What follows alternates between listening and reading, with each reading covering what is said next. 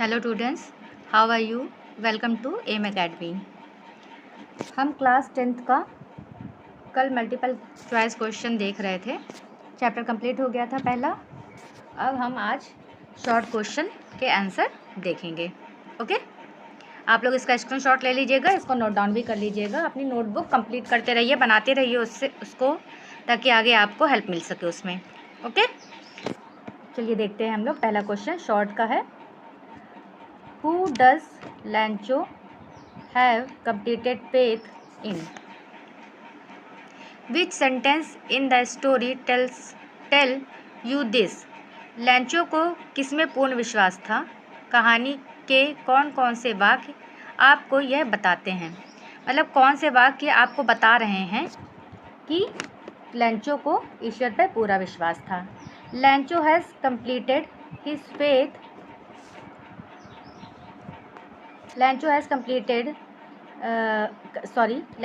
complete faith in God and his kindness.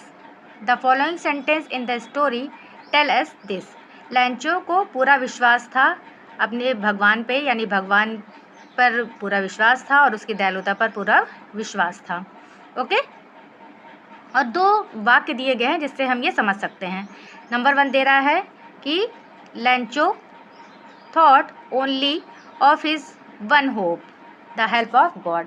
जब उसकी crop नष्ट हो जाती है तो केवल एक चीज़ सोचता है कि अब केवल ईश्वर ही है जो मेरी हेल्प करेगा। ओके, नेक्स्ट क्या है? Number 2, God he wrote, if you don't help me, my family and I will go hungry this year. और जब लेटर लिखता है तो वो लिखता है ना कि अगर आपने हमारी हेल्प नहीं की तो मेरी फैमिली क्या होगी? भूख से मर जाएगी इस साल ना। तो ये दो जो सेंटेंस हैं ये बताते हैं कि लैंचो को गॉड पर पूरा विश्वास था। क्वेश्चन नंबर 2 देखते हैं। Why does the postmaster send money to Lencho? Why does he sign the letter God? वो साइन कर देता है ना। Why does he sign the letter God? Postmaster Lencho को धन क्यों भेजता है? पत्र पर वह ईश्वर हस्ताक्षर क्यों करता है? पता है ना, कहानी मैंने आपको बताई थी तो बताया था। The postmaster sends money to Lencho because he does not want to shake Lencho's faith in God. क्योंकि पोस्ट मास्टर चाहता था कि ईश्वर पर जो उसका विश्वास है वो डगमगाए नहीं। शेक मतलब डगमगाए नहीं ना, डज नॉट शेक। शेक मतलब हिलना होता है ना, हिले नहीं या डगमगाए नहीं। डज नॉट डगमगाए नहीं ना, ईश्वर का पर जो उसका विश्वास है, इसलिए उसने यह फैसला किया था कि वह उसको पैसे भेजेगा। He signs the letter God because he does not want Lencho to know that he was sent the money and not God. उसने गॉड का साइन इसलिए किया क्योंकि वो नहीं चाहता था कि ये मनी उसको पता चले लैंचो को कि ये जो पैसे हैं वह उसने भेजे हैं ना, नॉट गॉड। मतलब ऐसा ना हो उसको हो कि ईश्वर ने नहीं भेजे हैं, उसको ये विश्वास रहे कि हाँ वो पैसे ईश्वर ने ही भेजे हैं। ओके, 3 देखते हैं। Did Lencho try to find out who had sent the money to him? Why not? अब क्या लैंचो ये पता करने का प्रयत्न करता है कि धन किसने भेजा है? क्यों नहीं? तो इसका आंसर आपको पता ही है कि नो, लैंचो जो है did not try to find out who had sent the money to him.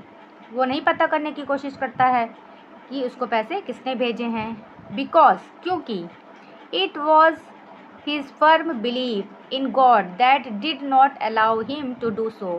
क्योंकि उसको पूरा विश्वास था और इसी विश्वास ने उसको ऐसा करने से मना किया। मतलब उस विश्वास था कि मैंने पैसे भगवान से मांगे तो भगवान ने ही मुझे पैसे भेजे हैं।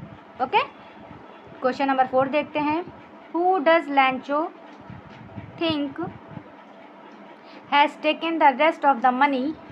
What is the irony of the situation? लैंचो किसके बारे में सोचता है कि उसने शेष धन रख लिया है?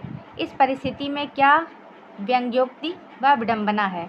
मतलब पैसे तो पोस्ट मास्टर ने ही इकट्ठा करके दिए थे ना, लेकिन फिर भी जब उसको पैसे कम थे उसके पास तो उसने क्या सोचा था कि पैसे, ये जो पोस्ट ऑफिस के सारे जो एम्प्लॉयज़ हैं इन्होंने पैसे ले लिए, तो यही उसकी विडंबना है। अब हम देखते हैं, लैंचो thinks that the staff of the post office is a bunch of crooks. लैंचो क्या सोचता है कि पोस्ट ऑफिस का जो स्टाफ है, जो लोग हैं, वह भ्रष्ट हैं, बंच ऑफ क्रूक्स हैं, भ्रष्ट हैं। Who has taken the rest of the money, जिन्होंने बचे हुए पैसे ले लिए, यानी उसके पास 70 पैसों से पहुँचते हैं, 30 पैसों वो सोचता है कि इन लोगों ने ले लिए। The irony of the situation is that, यही इसकी आयरनी है ना, विडंबना है या व्यंग्योक्ति है। That the staff of the post office had contributed, कि स्टाफ ने ही जो है कंट्रीब्यूट किया था, सहयोग किया था, सबने थोड़े थोड़े पैसे मिलाए थे, टू हेल्प लैंचो, लैंचो की हेल्प करने के लिए।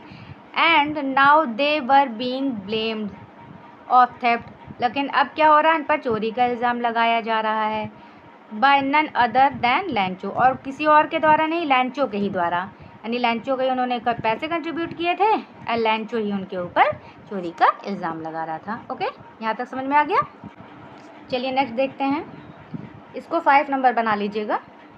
How did rain affect Lencho's life, वर्षा ने लैंचो के जीवन को किस प्रकार प्रभावित किया।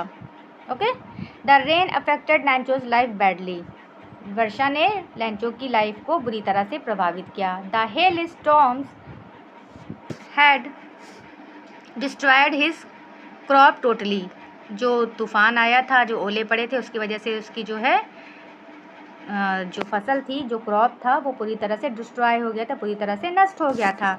He was sad about the survival of his family, वह बहुत सैड था, दुखी था कि वह सर्वाइवल कैसे सर्वाइव करेगा, कैसे जीवित रहेगा या कैसे जीवित रखेगा अपनी फैमिली को। Because this year they will get no corn, क्योंकि इस साल फसल नष्ट हो गई है और उन्हें कॉर्न नहीं मिलेंगे, फसल नहीं मिलेंगे।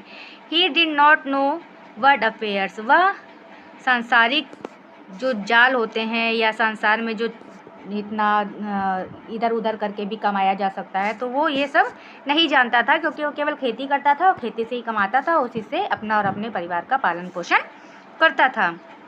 He had only one hope, help of God, इसीलिए अब उसको केवल एक आशा थी कि गॉड ही उसकी सहायता करेंगे। He had firm faith in God, so he wrote a letter to God for help, उसे ईश्वर पर फर्म फेथ था, दृढ़ विश्वास था, इसीलिए उसने भगवान को एक पत्र लिखा कि वो उसकी सहायता करें। ओके, इसका स्क्रीनशॉट ले लीजिएगा। नेक्स्ट क्वेश्चन देखते हैं, why did Lencho's happiness change into concern, Lencho की जो प्रसन्नता थी चिंता में क्यों परिवर्तित हो गई। बारिश होने वाली थी ना, जिसे देखकर वो खुश था, लेकिन फिर क्या होने लगा, ओले पड़ने लगे थे। On seeing the destruction of his cornfield by hailstones, Lencho's happiness change into concern, जब डिस्ट्रक्शन होने लगा, नष्ट होने लगी उसकी फसल, कॉर्न नष्ट होने लगा खेत में, सब जितनी भी फसल उसने बोई थी, बाय हेल स्टोन्स, जितने भी, और जब ओले पड़ने लगे तो लैंचोस की जो हैप्पीनेस थी, खुशी थी, बदल गई, चेंज हो गई इनटू कंसर्न, चिंता में बदल गई।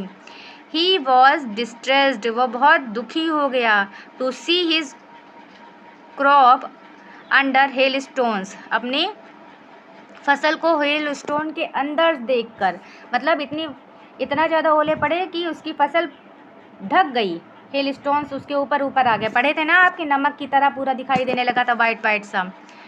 He thought how would his family survive now without corn, वह सोचने लगा कि अब उसका परिवार बिना फसल के, बिना कॉर्न के कैसे जीवित रहेगा। ओके, इसका स्क्रीनशॉट ले लीजिए और जितने भी क्वेश्चन शॉर्ट वाले मैंने कराए हैं उसको कॉपी में नोट डाउन कर लीजिएगा और लर्न कर लीजिएगा। Thank you for watching.